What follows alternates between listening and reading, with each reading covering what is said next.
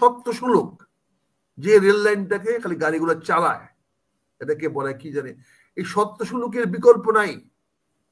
এই সত্যশু লোককে দিয়ে তো তাহলে আজকে আমার সেনাবাহিনী কিসের জন্য আছে? একটা কলেজের ছেলেকে একজন প্রো ভিসি, যার তো ডিগ্রি কোনো অভাব নাই, শিক্ষা দীক্ষার কোনো অভাব নাই, উচ্চ শিক্ষিত লোক ধমক দিতে পারে, দরকার থাপ্পড় দিতে পারে। আজকে ছাত্ররা প্রকাশ্যে বলছে তাকে ক্ষমা চাইতে হবে, কারণ ইন প্রিন্সিপাল সে ধরে নিয়েছে তারা যারা এটা করেছে তারা বাইডেনের চোখে অপরাধী ছিল, কিন্তু ট্রাম্পের চোখে অপরাধী নয়। ফলে আদালতকে সে কিন্তু কলুষিত করে নাই, আদালতে কোনো মামলা পাঠায় নাই। আমাকে বললেন কি আজকে টেলিভিশনে দাঁড়ায়, যেটা ইউনিভার্সিটি ইচ্ছা করলে বানায় ফেলানো যায় না, এটা সময় সাপেক্ষ। স্যার, আপনারা যদি উচ্চ শিক্ষিত মানুষ, সদ্য মানুষ এই কথাগুলো বলেন, আর আমাদের মতো অশিক্ষিত আনপড় লোকেরা সেগুলো সমালোচনা করার দৃশ্য দেখায়, আসলে গোপাল তো হয়ে গেছে।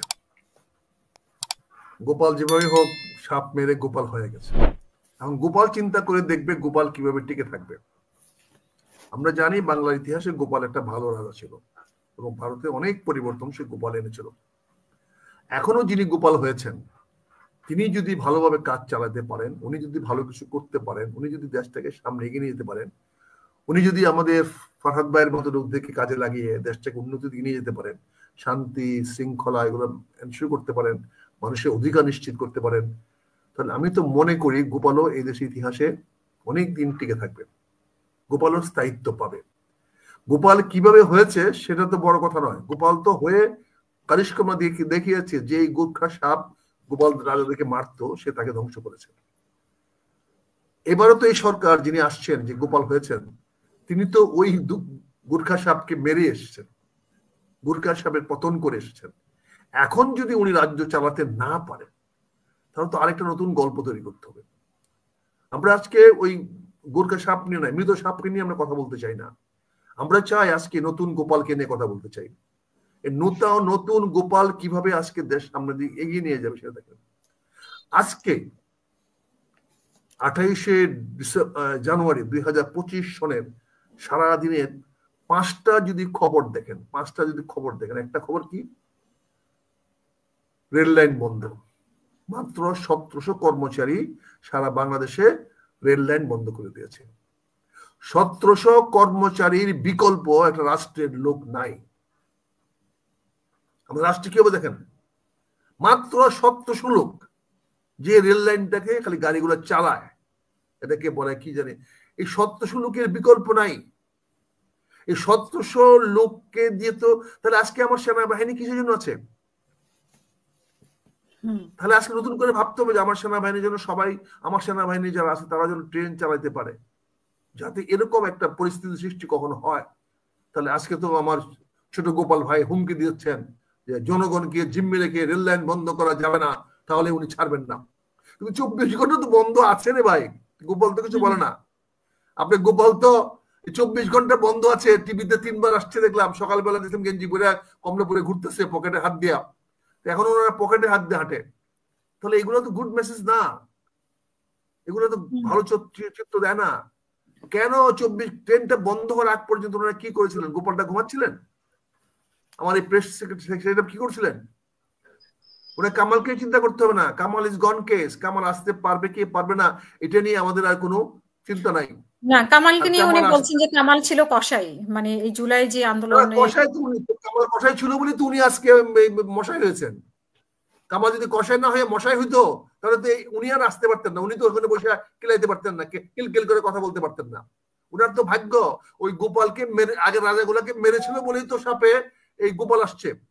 গোপাল তো আসতে পারতো না, গোপালকে ধরে নিত না যদি রাজারা না মরতো। ওই রাজা যদি একটু বুদ্ধিমান থাকতো আর সেও যদি সাপটাকে মারতো তাহলে তো হইতো না। কাজে গোপাল তো আজকে কসাই ছিল বলে, কামাল কসাই ছিল বলে তো আজকে আমার শফিকুল ইসলাম ভাই মশাই হয়েছেন। মশাইকে তো কিছু কাজ করতে হবে, নাহলে কালকে তো উনাকে আর বলবে যে রাম কসাই। আমরা তো অতীতে বলে আসছি। আজকে আমি মনে করি, আমি যেটা বলছিলাম যে গেল 2 নম্বর দেখেন, একটা কলেজের ছেলেকে একজন প্রো ভিসি, যার তো ডিগ্রি কোনো অভাব নাই, শিক্ষা দীক্ষার কোনো অভাব নাই, উচ্চ শিক্ষিত লোক ধমক দিতে পারে, দরকার থাপ্পড় দিতে পারে। আজকে ছাত্ররা প্রকাশ্যে বলছে তাকে ক্ষমা চাইতে হবে, এই হলো আমাদের শিক্ষা ব্যবস্থা। ছাত্র শিক্ষক কাছে ক্ষমা চাইতে হবে। চিন্তা করেন আমাদের মূল্যবোধ কোথায় গেছে, আমাদের সামাজিক অবস্থা, রাষ্ট্র অবস্থা কোথায় গেছে। একজন ইউনিভার্সিটি, ঢাকা ইউনিভার্সিটির মতো একটা ইউনিভার্সিটির ভিসি কে একটি কলেজের ছেলে প্রকাশ্যে বলতেছে রেডিও টিভিতে যে ওনাকে ক্ষমা চাইতে হবে। চিন্তা করেন, তার মানে কালকে কাকে কে কোথায় কানের উঠাবে বসাবে, ঠিক আছে, ক্ষমা চাইতে হবে। যে যেখানে দাঁড়ায় কান ধরে উঠানো বসানোর বিষয়টাও আমরা তো দেখেছি, তাহলে শিক্ষককে বলেন তো জোর করে। ক্ষমা চাইতে হবে। তাহলে এই যে দৃষ্টতা, এবং এটা টেলিভিশনে প্রচার করি, ওই ছেলেকে দিয়ে আবার আমার নেতা বানাই, তো এই জাতি কোথায় যাবে? তারপরে খবর দেখেন আমাদের ইবতেদাইয়া ভাইদেরকে আপনারা দিয়েছেন, তাদের জাতীয়করণ করবেন, জুন মাসে জাতীয়করণ করবেন, তারা এসে আজকে দেখা করছে। তারপরে আপনারা দেখেন আপনার সারা ডিভিশনের বাস চলাচল বন্ধ, ছাত্ররা বাস মালিকের সঙ্গে গন্ডগোল। এই যে ঢাকা শহরে আজকে কোথাও তো চলা যায় না।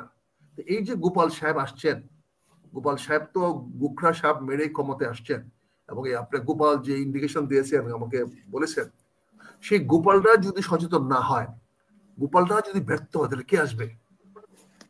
গোপাল যদি ব্যর্থ হয়, গোপাল যদি আজকে দৌড়ে যেতে হয়, পালাইতে হয়, চলে যেতে হয়, তাহলে গোপালের জায়গায় কে আসবে? কিন্তু গোপাল তো পালিয়ে যাচ্ছে না, গোপাল তো থাকতে চাচ্ছে।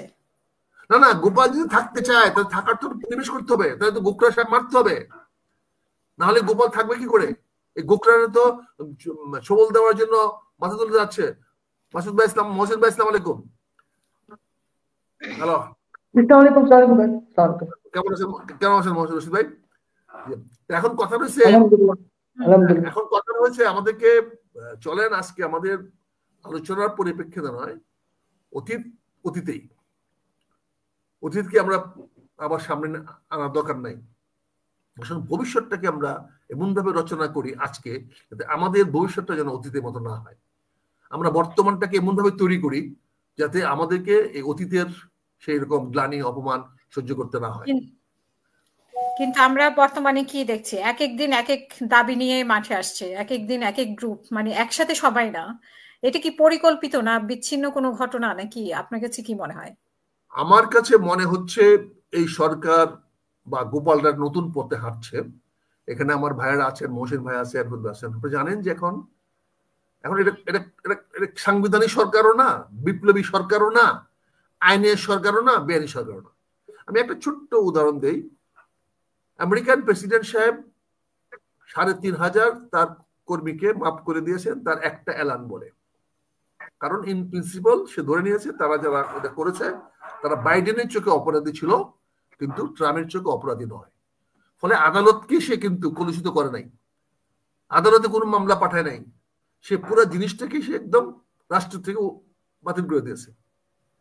আমরা কি করলাম? আমরা আদালতে কিভাবে কলঙ্কিত করলাম দেখেন। মার্ডার কেসের আসামিকে আমরা জামিন দিয়ে দিচ্ছি আদালত থেকে। কেন কেন আমরা এভাবে কলুষিত করলাম উচ্চ আদালতকে? কেন কলুষিত করলাম আদালতকে? এটা আমি মহসিন ভাইয়ের দৃষ্টি আকর্ষণ করছি। কেন আমরা কি একটা এলান বলে এই সবগুলা মাফ করে দিতে পারতাম না? কে চ্যালেঞ্জ করতো? আদালতে কে চ্যালেঞ্জ করতো? এটা তো আমার সময়ের প্রয়োজনে। আগে গত সরকার অপরাধী মনে করেছে, বর্তমান সরকার অপরাধী মনে করে না। সরকারের সে পাওয়ার তো সংবিধান আমার দেওয়া আছে, এটা এক্সারসাইজ করে করতেন। কিন্তু আজকে আদালতকে কেন কলঙ্কিত করলেন? আদালত কেন কলুষিত করলেন? কেন আজকে আদালতকে দিয়ে এই কাজটা করালেন? কেন আজকে ইউনূস সাহেবের মামলা যে আদালতের উকিল, আদালতের জজ সাহেব মাফ করলেন, তিনি তো রাষ্ট্রের কাছে বেনিফিট চাইবেনই। যিনি আজকে আমাদের দলীয় নেতাদেরকে, বিভিন্ন নেতাদেরকে এই আদালত ব্যবহার করে ক্ষমা করলেন, তারা তো উচ্চ পদ চাইবেই, তারা তো সুযোগ সুবিধা চাইবেই। আর তারা যদি সুযোগ সুবিধা পায় তাহলে অন্যরা কেন পাবে না? আজকে দেখেন বড় দুর্ভাগ্যজনক, আমাদের শিক্ষামন্ত্রী সাহেব ডক্টর কি নাম, ওয়াহিদুদ্দিন মাহমুদ। মাহমুদ সাজ্জন রানের হাই টল মানুষ, আমাদের সম্মানীয় মানুষ, সত্য মানুষ। আমি আরেকটা ওয়াহিদুদ্দিন মাহমুদ বাংলাদেশ তৈরি করতে পারবো না, সময় লাগবে বহুদিন। সে ওয়াহিদুদ্দিন মাহমুদ কি বললেন? যেখানে একটা প্রাইভেট দোকান দ্বারা ইউনিভার্সিটি বানিয়ে ফেলতেছে, বনানীর 2টা ফ্লোর ভাড়া নিয়ে ইউনিভার্সিটি বানিয়ে ফেলতেছে। আপনি বনানীতে যান, ইউনিভার্সিটি পাড়া হয়ে গেছিল এক সময়। এখনো ঢাকা শহরে দেখেন, ওই গ্রিন রোডে গিয়ে দেখেন ইউনিভার্সিটি, ফার্ম গেটে গিয়ে দেখেন ইউনিভার্সিটি ফ্লোর হয়ে যাচ্ছে। আর উনি 7টা কলেজ রেডি আছে, ছাত্র রেডি আছে, টিচার রেডি আছে, সব রেডি আছে। উনি একটা ইউনিভার্সিটি বানাইতে পারবেন না একদিনে। 15 দিন তো অনেক বেশি সময় একটা ইউনিভার্সিটি বানানোর জন্য। আপনি যে কোনো একজনকে ভাইস চ্যান্সেলর অ্যাপয়েন্টমেন্ট করেন, একজন প্রো ভাইস করেন, এই 7টা কলেজের টিচার যারা আছে তারা সবাই বিসি প্রবিসি হওয়ার মতো যোগ্যতা রাখে, রেজিস্টার হওয়ার যোগ্যতা রাখে, তাদেরকে 3 জনকে দিয়ে দেন।